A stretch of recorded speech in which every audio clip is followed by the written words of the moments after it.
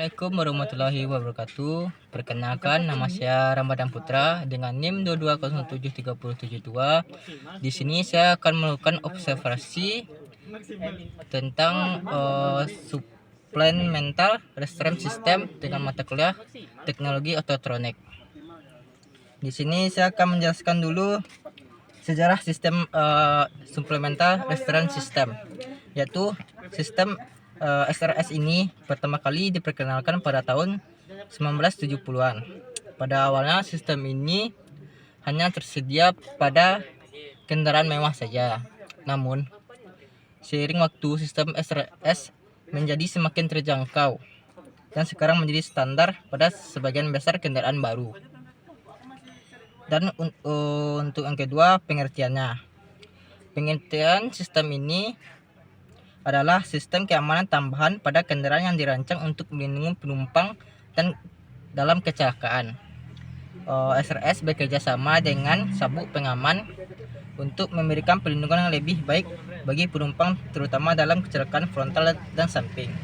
Dan seperti inilah seatbelt pada mobil ini. Baik. Untuk komponennya, ada beberapa komponen pada sistem ini. Yang pertama adalah airbag sendiri, yaitu kantung udara yang mengembang dengan cepat terjadi benturan untuk melindungi kepala, dada, tubuh bagian atas penumpang. Yang kedua adalah pretensioner sabuk pengaman, perangkat yang secara otomatis mengencangkan sabuk pengaman saat terjadi benturan untuk menahan tubuh penumpang dengan lebih kuat. Pembatasan beban sabuk pengaman, perangkat yang membatasi gaya bekerja pada tubuh penumpang saat terjadi benturan sehingga mengurangi risiko cedera. Dan yang ketiga adalah sistem penguncian pintu otomatis, sistem yang secara otomatis mengunci pintu saat kendaraan mencapai kecepatan tertentu atau saat terjadi benturan.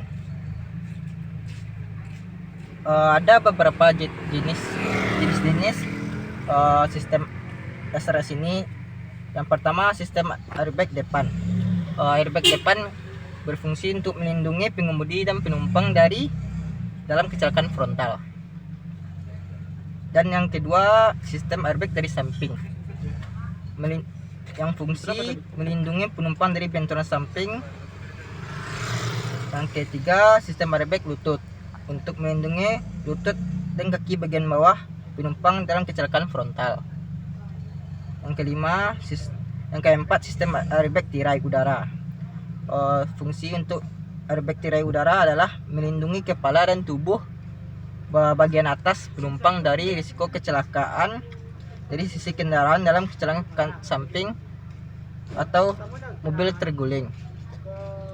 Dan adapun manfaat airbag ini adalah sistem penahan tambahan dalam terbukti efektif dalam mengurangi risiko cedera dan kematian dalam kecelakaan.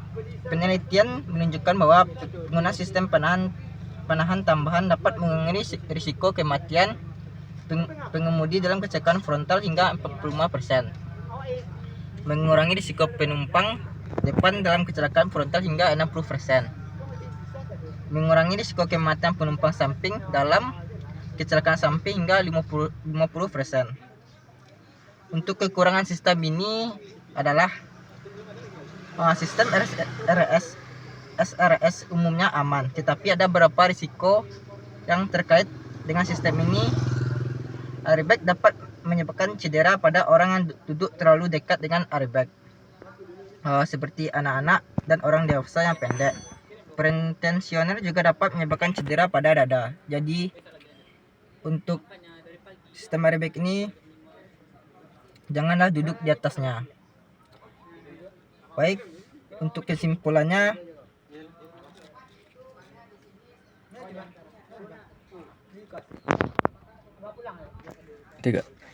untuk kesimpulan sistem airbag ini adalah sistem penahan tambahan adalah fitur keselamatan yang penting yang dapat membantu melindungi Anda dan penumpang lain dalam kecelakaan. Pastikan Anda selalu menggunakan sabuk pengamanan dan perhatikan instruksi keselamatan dari pabrik kendaraan Anda. Baik, dan ini sensor untuk mendeteksi kecelakaan dan untuk mengaktifkan dan mengirim sinyal ke akuator untuk mengaktifkan sistem airbag.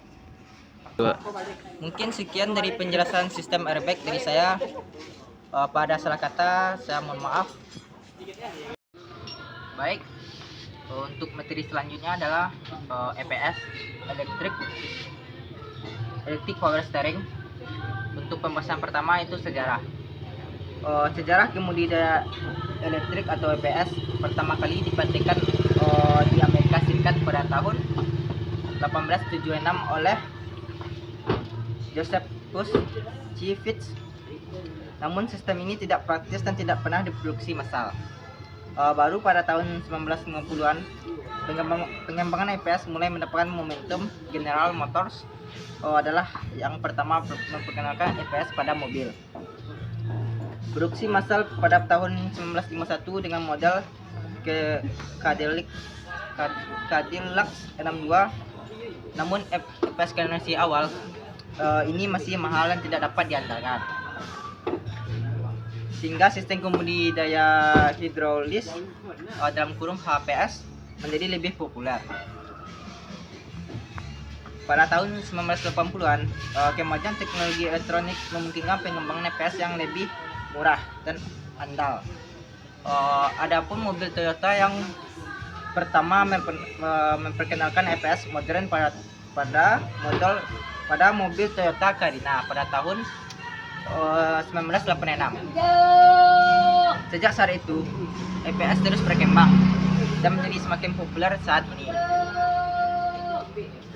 Mungkin sekian dari pembahasan sejarah EPS. Untuk selanjutnya kita masuk kepada pengertian EPS. Baik, untuk pengertian EPS, sistem EPS Electronic Power Steering adalah kemudi pada kendaraan bermotor yang menggunakan motor listrik untuk membantu pengemudi dalam menggerakkan roda kemudi. Untuk selanjutnya adalah fungsi EPS. Yang pertama adalah meningkatkan stabilitas dan handling kendaraan. EPS dapat membantu menjaga stabilitas kendaraan saat menikung dan mengerem serta meningkatkan handling kendaraan pada berbagai kondisi jalan. Baik, untuk kedua, meningkatkan efisiensi bahan bakar. EPS lebih hemat energi dibandingkan dengan sistem power steering hidrolis karena hanya bekerja saat dibutuhkan. Yang ketiga adalah mengurangi kebisingan. EPS ini lebih tenang dibandingkan dengan sistem power steering hidrolis karena tidak ada suara pompa hidrolis. Karena tidak ada suara pompa hidrolis. Dan keempat adalah lebih ramah lingkungan. EPS tidak menggunakan oli hidrolik sehingga lebih ramah lingkungan. Adapun beberapa komponen EPS. Yang pertama adalah komponen kontrol modul. Modul berfungsi sebagai otak dari sistem EPS. Modul ini menerima informasi dari sensor dan kemudian menggerakkan aktuator berupa motor listrik setelah melakukan kalkulasi yang diperlukan. Yang kedua, motor elektrik membantu meringankan perputaran setir yang membantu pengendara atau pengemudi meringankan perputaran roda kemudi. Yang ketiga, visual speed sensor terletak di gearbox sensor. Kecepatan kendaraan ini terletak di gearbox. Sensor ini mendeteksi kecepatan kendaraan karena EPS tidak aktif terus-menerus. Saat kecepatan mencapai minimum 60 km/jam, motor listrik akan dilepas agar tidak terhubung dengan steering shaft sehingga pengendali kemudi tetap stabil. Yang keempat, TRQ sensor Tengku sensor memberi informasi ke kontrol modul jika setir mulai diputar oleh pengemudi sensor. Tursi memberikan informasi kepada kontrol modul ketika setir mulai diputar oleh pengemudi. Bentuk kelima adalah clutch. Clutch menghubungkan dan melepaskan motor dan batang setir dalam kurung steering shaft sesuai kondisi, berfungsi untuk memutuskan dan menghubungkan dari motor listrik kapan diputus atau dihubungkan berdasarkan perintah dari kontrol modul. Yang keenam, noise suppressor mendeteksi mesin sedang bekerja atau tidak. Sebagai referensi diganti dengan engine speed sensor. Noise suppressor berfungsi untuk mendeteksi apakah mesin sedang bekerja atau tidak. Ada beberapa referensi fungsi ini digantikan oleh engine speed sensor. EPS bisa sulit digunakan saat mesin mati karena motor listrik tidak bekerja. Dengan adanya noise suppressor atau engine speed sensor, kontrol modul dapat mendeteksi putaran mesin dan meningkatkan motor listrik untuk menggerakkan EPS. Dan yang terakhir, onboard diagnostic display berupa indikator di panel instrumen yang akan menyala jika ada masalah dengan sistem EPS. Indikator ini terletak di panel instrumen dan akan menyala jika ada masalah dengan sistem EPS. Saat dinyalakan pertama kali, indikator akan menyala selama sekitar 3 detik dan kemudian mati jika sistem berfungsi normal. Namun jika terjadi malfungsi, indikator akan berkedip dan memerlukan pemeriksaan lebih lanjut dengan alat scan tool. 3. Baik, untuk selanjutnya adalah cara kerja. Cara kerja electric power steering adalah sistem perubahan proses kerja power steering yang mengalihkan sistem hidrolik ke elektrik. Cara kerja sistem EPS adalah kunci diputar pada posisi on, kontrol modul memperoleh alur listrik untuk kondisi standby. Bersama dengan itu, indikator EPS pada panel instrumen menyala.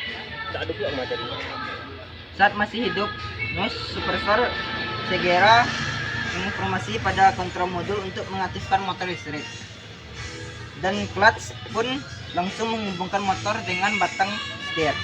Salah satu sensor yang terletak pada steering rack bertugas memberi informasi pada kontrol modul ketika setir mulai diputar. Dinamakan terview sensor. Hal ini memberikan informasi kepada modul sejauh mana setir diputar dan seberapa cepat putarnya. Dengan informasi tersebut, kontrol modul segera mengirim arus listrik sesuai kebutuhan auto listrik untuk memutar gigi kemudi. Dengan begitu, proses memutar setir menjadi ringan. Vehicle speed sensor bertugas begitu mobil mulai melaju. Sensor ini memberikan informasi bagi kontrol modul tentang kecepatan kendaraan. Jika kecepatan kendaraan mencapai 80 km/jam, maka motor elektrik akan dinonaktifkan, sehingga dengan begitu setir menjadi berat dan meningkatkan safety. Jadi sistem EPS ini mengatur besarnya arus listrik sesuai dibutuhkan oleh motor listrik dan memberikan kode tertentu jika ada malfungsi pada sistem. Untuk selanjutnya adalah keuntungan kekurangan EPS. Yang pertama itu kekurangannya. Yang pertama, lebih ramah lingkungan. Yang kedua, pemasangan lebih mudah. Yang ketiga, performa akselerasi lebih meningkat. Yang keempat, lebih ramah lingkungan. Yang kelima, konsumsi bahan bakar lebih hemat. Baik, untuk materi selanjutnya adalah power window. Pada mobil Chevrolet Cardiva. Untuk pembahasan pertama yaitu sejarah. Sejarah sistem Power Window. Awal mulanya yaitu pada tahun 1940-an sampai 1950-an. Konsep awal Power Window muncul pada tahun 1940-an menggunakan sistem tenaga hidrolik dan vakum. Pada tahun 1950-an, sistem Power Window elektrik mulai dikembangkan namun masih tergolong mahal dan hanya tersedia pada mobil mewah saja. Penerapan peluasan pada tahun 1960 sampai 1970. Pada tahun 1960-an, Ford Thunderbird menjadi mobil pertama yang menggunakan Power Window sebagai fitur standar pada semua modelnya. Popularitas Power Window semakin meningkat di tahun 1970-an, didorong oleh kemajuan teknologi dan penurunan biaya. Untuk perkembangan modern sekarang, pada tahun 1980-an sampai sekarang, fitur-fitur canggih mulai dikembangkan seperti Power Window One Touch, Power Window Express, Up Down, dan Power Window dengan sensor anti-jepit. Sistem Power Window modern menggunakan motor listrik yang lebih kecil dan lebih efisien serta kontrol elektronik yang lebih canggih. Saat ini Power Window menjadi fitur standar pada hampir semua kendaraan baru dan menawarkan kenyamanan dan keamanan yang lebih bagi pengemudi dan penumpang. Mungkin itu saja pembahasan tentang sejarah Power Window. Kita langsung lanjut kepada pengertian Power Window. Pengertian Power Window merupakan teknologi pada mobil yang tidak ada hubungannya dengan mesin kendaraan. Pada Power Window sendiri merupakan teknologi yang terdiri dari rangkaian mekatronik, yaitu gabungan dari teknologi mekanik dan elektronik. Kedua jenis teknologi ini bisa menghasilkan energi yang dapat menggerakkan kaca jendela mobil dengan satu tombol saja. Mungkin adapun cara kerja teknologi pada jendela mobil ini adalah terdapat sebuah sistem yang disematkan pada setiap rangkaian elektronik. Dengan adanya sistem tersebut, rangkaian teknologi akan bekerja menekan atau menurunkan kaca jendela saat tombol ditekan. Untuk komponennya ada aki dinamo sebagai power window, merupakan satu komponen yang paling penting. Komponen ini berfungsi sebagai sumber listrik atau energi. Yang kedua adalah sekring. Komponen yang satu ini berfungsi untuk membatasi arus listrik yang terlalu besar pada rangkaian teknologi power window. Yang ketiga ada saklar. Komponen ini berfungsi untuk mengaktifkan rangkaian listrik yang terdapat pada power window. Saklar power window juga memiliki pengaruh besar dalam mengendalikan kaca jendela agar bisa bergerak naik atau turun. Ada yang keempat, power window motor. Power window motor merupakan mesin yang berfungsi untuk mengubah energi listrik dari aki menjadi energi gerak putar. Dengan adanya komponen ini, maka kaca jendela bisa bergerak sesuai dengan keinginan Anda. Untuk kelima, ada transfer gear. Komponen ini merupakan rangkaian mekanikal yang berfungsi untuk menyalurkan putaran dari output motor power window ke poli transfer gear, bekerja dengan cara berputar saat poli berputar. Yang keenam, kawat penghubung. Kawat penghubung berfungsi untuk menarik glass holder saat poli bergerak berputar. Kawat penghubung ini memiliki sifat elastis dan saat glass holder terangkat maka akan secara otomatis ikut tergerak.